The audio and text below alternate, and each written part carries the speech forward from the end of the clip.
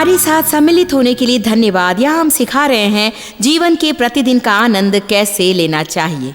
देखिए, बुरी आदतें और पाप हम पर नियंत्रण नहीं करेंगे। आज ही हम अच्छी आदतों का विकास शुरू कर सकते हैं। अच्छी आदतों के विकास के विषय पर हमारे साथ रहें और इस शिक्षण को ग्रहण करें। तो फिर पाप का क्या, हमें इतनी कठिनाई क्यों होती है, हमें क्यों फिर से जन्म लेना पड़ता है और ये चीज़ें हमसे चिपकी हुई हैं। हम एक क्रियाविधि में हैं और इन चीज़ों से पिंड छुड़ाने में समय लगता है, इसमें कोई संदेह नहीं है। मेरे ख्याल से एक बात यह है कि हमें ज्ञान की घटी है। बाइबल कहती है रोमियो 6:2 में, कदापि नहीं, हम जब पाप के लिए मर गए तो आगे को उसमें क्यों कर जीवन बिताएं। क्या तुम नहीं जानते कि हम जितनों ने मसीह यीशु का बपतिस्मा लिया तो उसकी मृत्यु का बपतिस्मा लिया। तो बाइबल कहती है कि आप पाप के लिए मर चुके, पाप के लिए मर चुके। इसका अर्थ है आपको इसके साथ आगे से कोई नाता नहीं। जब आप किसी चीज के लिए मर चुके, इसका अर्थ है कि आप इसे नहीं करना चाहते। विषय की सच्चाई यह है कि भीतर बिल्कुल गहराई में आप पाप के लिए मर चुके। आप क्रूस पर मर गए, जब वो मरा आपको भी मिट्टी दी गई जब उसे दी गई, मगर आप भी जिलाए गए जब वो जिलाया गया। और बाइबल कहती है आप जिलाए गए एक नए जीवन में और आप पाप से मुक्त कर दिए गए हैं। आप कहेंगे यदि मैं मुक्त कर दिया गया तो मैं उसकी दास्ता में क्यों हूं? क्योंकि आपको अब भी विश्वास नहीं कि आप उससे मुक्त कर दिए गए हैं।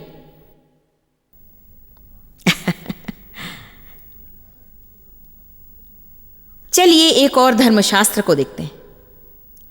जरा समय लगता है। कई साल पहले रोमियो 6 पढ़ते पढ़ते मेरी आंखें सूज गई, तब बात मेरी समझ में आई। अच्छा, यदि मैं पाप के लिए मर गई तो अब भी क्यों किसी का सिर उड़ा देना चाहती हूं जब भी वे। यकीनन मैं तो मरी नहीं लगती, मैं तो बिल्कुल जीवित हूं।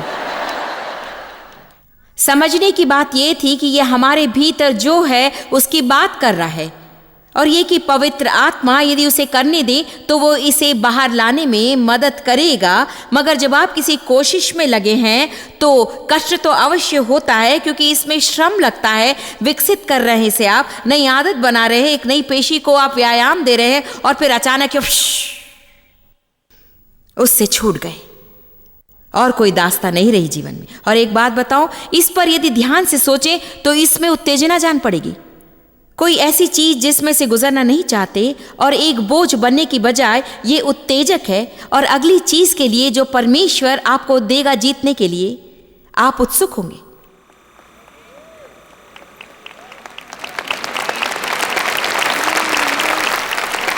आइए 1 मिनट के लिए पद 11 को देखते हैं। पद 11 हमें बताता है कि ऐसे ही तुम अपने आप को पाप के लिए तो मरा, परंतु परमेश्वर के लिए मसीह यीशु में जीवित समझो। समझो शब्द का अर्थ है कि आप क्यों कर सोचते हैं। सो वो कहता है सोचना चाहिए, विश्वास करना चाहिए, आपको कहना चाहिए मैं पाप के लिए मर चुका, पाप के साथ मेरा नाता टूट चुका और पाप को मुझ पर कोई अधिकार नहीं है। चाहे पीने की बात हो या जुआ खेलने की या कोई दूसरी आदत, किसी प्रकार की यौन विकृति या चाहे जो कुछ भी हो, जैसे बदमिजाजी, स्वार्थ, स्वकेंद्रिता, तालिका अंतहीन है। ये बात नहीं कि हम भूल नहीं करते, मैं हर रोज भूल करती हूँ। मैं अब उस विषय की बात कर रही हूँ जिसकी लोग दास्ता में है, जिस चीज को वे लोग छोड़ नहीं पाते। जब कभी भी किसी की नहीं चलती तो वे गुस्से से पागल हो जाते हैं और ये दास्ता है। अब भी कभी कभी मैं गुस्से में आ जाती हूँ, मगर फर्क यह है कि अब ऐसा बहुत कम होता है और मेरा तो जीवन ही गुस्से का था। और जानते, मुझसे निभाने का एकमात्र मार्ग था कि जो चाहूं वो मुझे मिल जाए। और क्या एक बात जानते हैं, मैं स्वार्थ की दास्ता में थी, मैं क्रोध की दास्ता में थी और मैं बेसब्री की दास्ता में थी। जानते मुझे क्या करना था? मुझे पढ़ना था और विश्वास करना था कि आत्मा का फल मेरे भीतर था और मुझे विश्वास करना था कि शांति और अच्छाई का फल मेरे भीतर था और मुझे पवित्र आत्मा को सहयोग देना था उन्हें बाहर लाने में। इससे शरीर को अवश्य पीड़ा तो होती थी, मगर निर्देशन इतने कठिन नहीं थे। मुझे केवल इतना सीखना था कि जब पवित्र आत्मा कहे खामोश हो जाओ,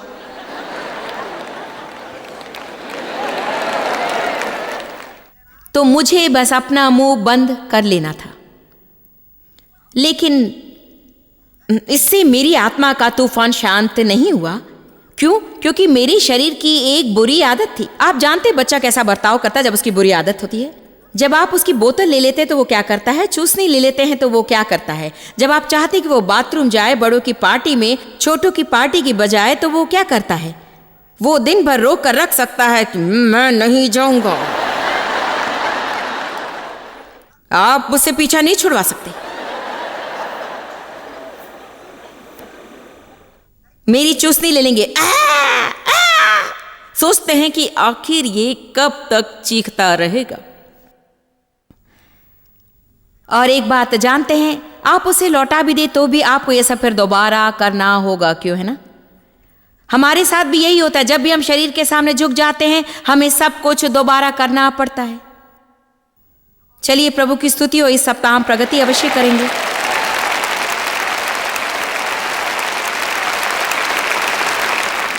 कहिए, मैं पाप के लिए मर चुका, पाप के साथ मेरा कोई नाता नहीं, मैं पाप नहीं करना चाहता। और यहां एक बड़ी बात है, मैं पाप से नहीं डरता हूं।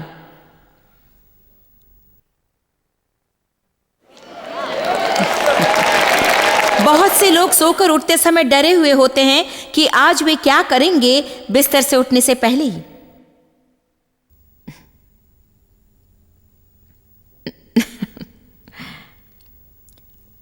इससे मेरी एक समस्या, मुझे डर है कि आज मैं उसे दोबारा करूंगी। मैं कहती थी कि मैं सबके साथ निभा सकती हूं जब घर पर कोई ना हो। मगर लोगों से निभाना आपको सीखना पड़ेगा जब वे वहां मौजूद हो और ना हो तब भी। ऐसा कोई है यहां जिसकी हालत इतनी बुरी थी जितनी मेरी? तो आशा है कि मेरे जीवन से आपको आशा मिलेगी।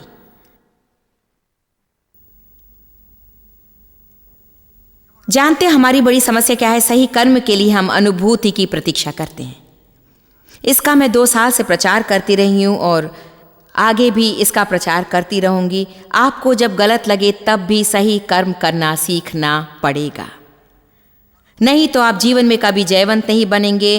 देने के लिए आप अनुभूति की प्रतीक्षा नहीं कर सकते, आशीष बनने के लिए अनुभूति की प्रतीक्षा नहीं कर सकते, क्षमा के लिए अनुभूति की प्रतीक्षा नहीं कर सकते, दयालु बनने के लिए और निस्वार्थ बनने के लिए प्रतीक्षा आप नहीं कर सकते। बस आप करते हैं, और आप अपने बल से नहीं करते, आप इसे पवित्र आत्मा के बल से करते हैं। हम नई आदतें डाल लेते हैं। सब लोग कहिए, आदतें। ठीक है, मैं चाहती हूं कि आप रोमियो अध्याय 8 पर जाएं।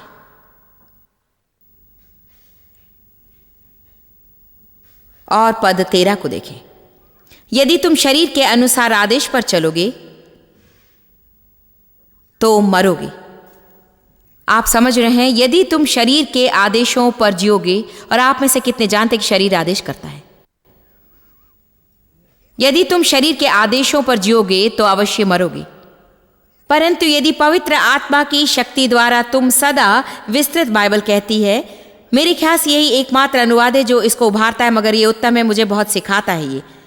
परंतु यदि तुम पवित्र आत्मा की शक्ति द्वारा देह के मांगे हुए कुकर्मों का गला घोट कर सदा के लिए उनका नामो निशान मिटा दोगे तो तुम सचमुच में सच्चा जीवन जियोगे। जानते हम कैसे आदत बनाते हैं? पहले तो हम परमेश्वर की शक्ति के माध्यम से सही कर्म करने का चुनाव करते हैं, चाहे वो जैसा भी लगे। पर देखिए, एक बार करना ही काफी नहीं, आपको उसे करना पड़ेगा बार बार और बार बार और बार बार और बार बार। और कुछ ही बार करने के बाद आपका एक ऐसे समय का सामना होगा जब शैतान आपसे कहेगा और आपको भी लगेगा कि ये काम नहीं कर रहा है। और वही है परख का क्षेत्र, क्योंकि शैतान चाहता है कि आप सोचें ये काम नहीं करेगा, इसे भूल जाओ तो अच्छा होगा, ये बहुत कठिन है और परिणाम तो नहीं मिल रहा, इसे फल नहीं मिलेगा। आप कहिए, मैं करता रहूंगा जब तक तुझे थका ना दूं। और आप इसे करते हैं और अचानक आपको थोड़ी राहत मिलती है और आप सोचते ये तो पहले जैसा कठिन नहीं लग रहा है, और फिर कहेंगे ये तो आसान है, और शीघ्र ही आप उसे करने लगते हैं और आपको कोशिश भी नहीं करनी पड़ती। देखिए, यहां पर आप बिल्कुल स्वार्थी थे, बिल्कुल अपने आप में उलझे हुए रोबोट जैसे, मेरा क्या होगा, मेरा क्या होगा, मेरा क्या होगा। वो चीज संपूर्ण रूप से उसी में। और अब आप यहीं कहीं पर हैं और आप सुबह बिस्तर से उठते हैं ये सोचकर कि आप दूसरे के लिए क्या भलाई कर सकते हैं, और आप सोचते हैं ये कौन है मेरे बिस्तर में।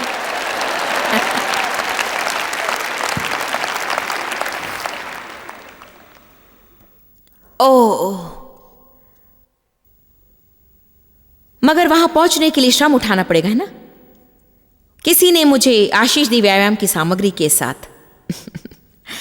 मुझे अच्छा लगता है जब लोग मुझे कसरत की सामग्री से आशीष देते हैं। सोचती हूं ये परमेश्वर का संदेश है क्या? क्योंकि क्या आप जानते हैं, मुझे इसे करना पसंद नहीं। लेकिन मेरे पति को कसरत बहुत पसंद है। जानते हैं क्यों? 16 साल की उम्र से वे हर दूसरे दिन करते रहे। डेव के जीवन का एक अंश बन गया है। उन्हें ये अच्छा लगता है। वे खोए खोए से लगते हैं यदि वे कसरत नहीं करते। मुझे अच्छा तो नहीं लगता, मगर मैं पहुंच रही हूं। आमीन। अब मैं कसरत करती हूं, कुछ चीजों से मुझे फायदा होता है, मगर मैं जानती हूं कि मुझे अगले स्तर तक जाना होगा। इसीलिए मैं इसे लेकर आई और मैंने सोचा इसे भी करके देखती हूं। सो मैं छोटी वीडियो को देखती रही। थोड़े दिन एक ट्रेनर के साथ मैंने अभ्यास किया, और ये बहुत दिन तक नहीं चला, मगर साथ साथ काम करते हुए एक दिन उसने कहा, जब आप इन कसरतों को करना शुरू करेंगी तो लगेगा कि आप नहीं कर सकती हैं। और ये भी कहा कि आपका शरीर करना नहीं जानता और ना ही चाहता है, और ये नहीं कि आपके पेशा नहीं है करने को, आपके सेल्स को इन्हें करना सीखना पड़ेगा। तो आपको इन्हें बार बार और बार बार करना पड़ेगा कि आपके करते करते ये एक शरीर का कार्यक्रम बन जाता है, और शरीर आपको सहयोग देने लगता है, और बार बार दोहराने से ही शरीर इसे करना सीखता है। अच्छा, अब इसे ठीक ठाक करते हैं। 4 चीजें जिन्हें एक साथ करना पड़ता है, और वे हैं: पहला कदम शुरू में सिर ऊंचा और पेट दबा हुआ। ठीक है। अब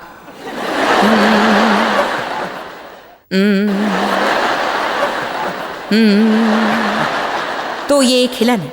ठीक था। वीडियो मैं देखती हूँ तो मैंने सोचा कि ये तो बहुत ही आसान है, मैं कर सकती हूँ। मैं समझ गई, ठीक हो गया। तब उन्होंने कहा, जब आप पर्दे पर छोटे छोटे तीरों को देखें, अगर तीर यूं जा रहे हैं तो आप ढकेलिए, अगर वे उस ओर जा रहे तो आप खींचिए। और अब तो मैं तो देखिए, मैं खींचने और ढकेलने में लगी और बाकी बातें भूल जाती हूँ। फिर वे सांस लेने की बात शुरू करते हैं। अब हमें सांस लेनी है। जब आप यूं जाते हैं तो वो सांस अंदर, और जब वो सांस बाहर, और ढकेलना और खींचना मैं भूल जाती हूँ। और अब आपको चेहरे की कसरत करनी है। जब आप इसे कर रहे हैं सो मैं इसमें हूँ, और अब आपको आगे जाना है।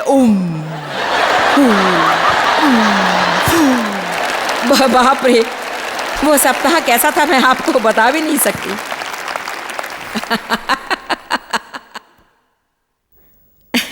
मगर एक बात जानते, पहले दिन अभ्यास के बाद दूसरे दिन मेरे शरीर ऐसा दुखने लगा कि सहा ना जाए, और मैंने सोचा, अरे वाह, ये काम करता है। लेकिन मैं जानती हूं कि यदि मैं लगातार करती रही, चाहे जो भी हो, साइकिल हो, चलना हो, या फिर खुला व्यायाम हो, और मैं कुछ बेचने की कोशिश नहीं कर रही हूं, है ना। मैं तो अभी तक जानती भी नहीं कि ये क्या है। ऐसी चीज है जिसे मेरे ख्याल से मैं जरूर कर सकती हूँ। मैं इसे सड़क पर भी कर सकती हूँ, और मैं इसे संभाल सकती हूँ, मैं कर सकती हूँ ये इस तरह। हाँ, थोड़ा समय लगेगा, मगर तो मैंने ये फैसला किया, पहले मैं हिलने डुलने के काम को करूंगी। सांस लेना भूल जाइए, ढकेलना और खींचना भूल जाइए, चेहरा भूल जाइए। इस भाग को पहले मैं बस करूंगी। इसमें और भी है, मैं आपको आसान भाग ही दिखा रही हूँ। और उसके बाद मैंने सोचा कि जल्दी इसमें निपुण हो जाने के बाद, क्योंकि मैंने तीसरी बार करते हुए देख लिया ये तो यूं है, हाँ, अब ये तो हाथ आने लगा है, मैं बाद में सांस पर काम करूंगी। फिर सांस को खींचना, मैं सदा उलझ जाती हूँ। जब लेना होता है तो सांस को छोड़ती हूँ, जब छोड़ना होता है तो अंदर ले लेती हूँ। जानते अधिकांश समय मैं क्या करती हूँ, सांस लेना मैं भूल जाती हूँ। जब मैं करने की कोशिश करती हूँ तो मैं और जल्दी सोचती हूँ कि जब ये भाग काबू में आ जाए तब ढकेलना और खींचना करूंगी, और उसके बाद मैं चेहरे की ओर ध्यान दूंगी। उसकी बात मैं जानती नहीं। तो देखिए, मुख्य बात है कि कभी भी हार मान कर छोड़िए मत, इसलिए कि ये आसान मालूम नहीं देता, चाहे जो भी हो। देना शायद आसान न लगे आपको, शायद लोगों को प्रबोधन देना आसान न लगे, मगर ऐसे भी लोग हैं जो स्वाभाविक प्रबोधक है और स्वाभाविक प्रोत्साहक है। ये तो उनमें से पानी जैसा बहता है, और ऐसे लोग भी जिनके लिए लोगों को बधाई देना भी कठिन है। ऐसा करते हुए इन्हें अजीब सा लगता है, मगर एक बात जानते हैं, आपको भावुक होने की जरूरत नहीं। बाइबल कहती है करो। इसलिए जब आप किसी को देखकर सोचते हैं कि इनकी तो केश बहुत सुंदर है, तो आप अपने आप को अनुशासित करके आगे बढ़ेंगे और मुंह खोल कर कहेंगे कि आपके केश बहुत ही सुंदर हैं। और आपकी अनुभूति चाहे जैसी भी हो, आप परमेश्वर के प्रति आज्ञाकारी हैं और एक नया जीवन जीने के लिए अपने आप को प्रशिक्षण दे रहे हैं। और शीघ्र ही ये आपके लिए इतना आसान हो जाएगा कि आपको सदा लोगों को दिन भर प्रोत्साहित करते रहने के सिवा और कुछ भी नहीं सूझेगा। आपको एक बात बताऊं, जो जीवन संसार जीता है उससे जो जीवन हमें जीना चाहिए वो बिल्कुल भिन्न है। चर्च हमें इतनी चौकसी बरतनी है कि हम चर्च जाकर दूसरे संसार वासियों की तरह ना हो जाए और केवल एक बम्पर स्टिकर रख ले, एक टेप रिकॉर्डर साथ में यीशु पिन और एक जोड़ी क्रूस वाली बालियां लेकर सोचे कि इतनी ही जरूरत है।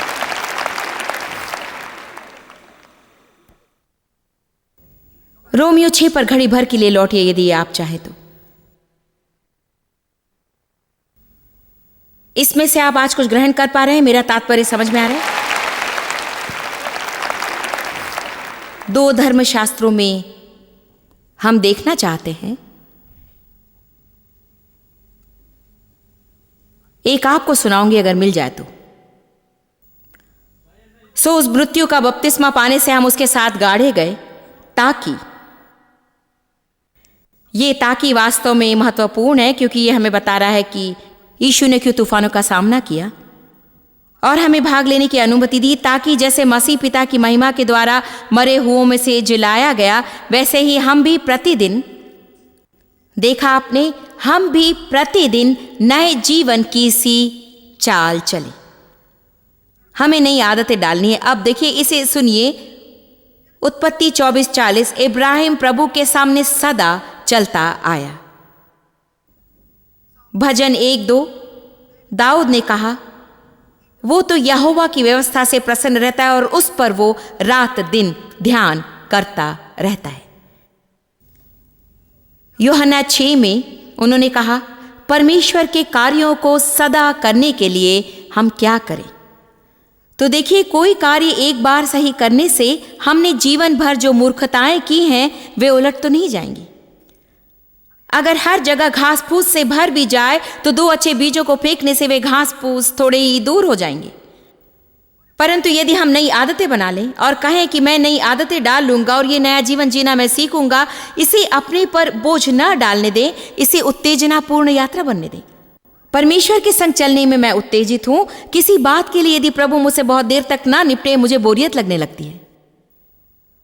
वो प्रणाली अब मुझे पसंद है।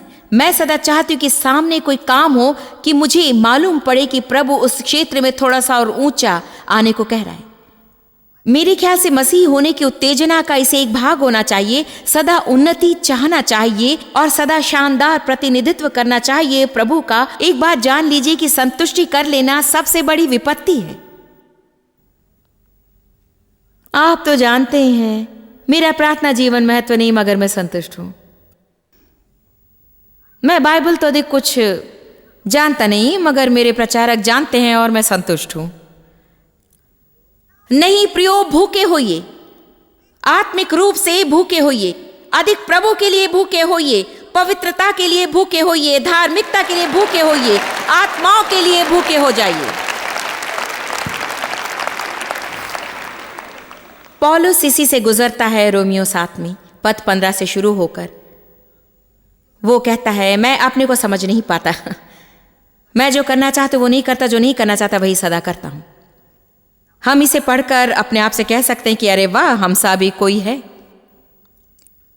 हम सब इससे गुजरते हैं। हम में से प्रत्येक इसमें से गुजरता है। जब आपका फिर से जन्म होता है, आपको नया हृदय मिलता है, नई आत्मा मिलती है, ये सारी उत्तम वस्तुएं आपके भीतर पहुंचाई जाती हैं और आप में नई कामनाएं आती हैं। सो आप इन भली चीजों को अवश्य करना चाहते हैं, मगर आप नहीं करते। और शीघ्र या देर से आप कहते कि मेरी समस्या क्या है, मुझे क्या हो गया है, मैं सही कर्म करना चाहता हूं मगर गलत ही करता हूं। पौलुस भी इसी में से होकर गुजरा। हमारा प्रिय प्रेरित पौलुस भी, जिसे नए नियम का 2/3 प्रत्यक्ष प्रकाशन द्वारा मिला, इसी में से गुजरा जहां से हम गुजरते हैं। उसने कहा, मुझ में क्या खराबी है मैं सही कर्म करना चाहता हूं मगर मैं सही कर्म नहीं करता।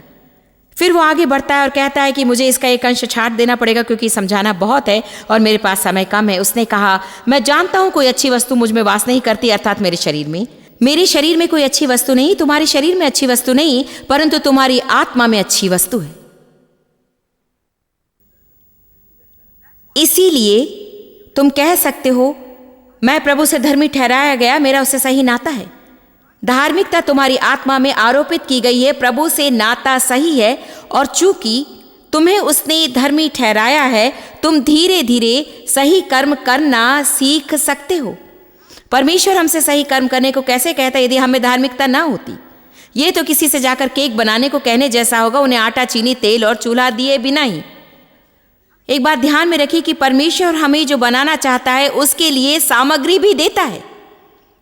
सब लोग चिल्लाकर कहिए, मुझे जो चाहिए वो है। काश कि आप इस सत्य को अच्छी तरह से समझ लेते और विश्वास करते, जो चाहिए वो मुझ में है, मुझ में है। पवित्र आत्मा का मुझ में वास है, प्रेम मुझ में है, अच्छाई मुझ में है, धार्मिकता मुझ में है, क्षमाशीलता मुझ में है, दया की भावना मुझ में है, प्रोत्साहन मुझ में है।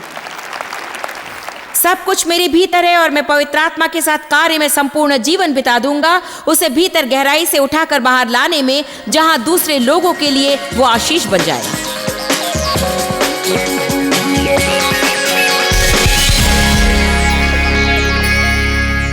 आप ये जान लें कि मैं समझती हूं कि नई आदत डालना सदा आसान नहीं होता। फिर भी मैं आपको प्रोत्साहित करना चाहती हूं कि आप कोशिश न छोड़ें और हार ना मानें। आप में अगर दृढ़ता है और यदि आप कहें मैं तो छोड़ने वाला नहीं और ना हारूंगा, तो आप अपने जीवन में जय प्राप्त करेंगे। प्रभु आपके पक्ष में है। आप यदि अपनी निभाए तो प्रभु सदा अपनी निभाएगा। ऐसी चीजें हैं जो आज आप कर सकते हैं, यदि आप उन्हें कल तक टाल देंगे तो ये सुअवसर शायद ना रहे। जुड़े रहिए, ये सारी जानकारी आप ले लीजिए, क्योंकि हमारी जानकारियों से आपके जीवन में बदलाव अवश्य आएगा। प्रभु की आशीष आप पा सकेंगे।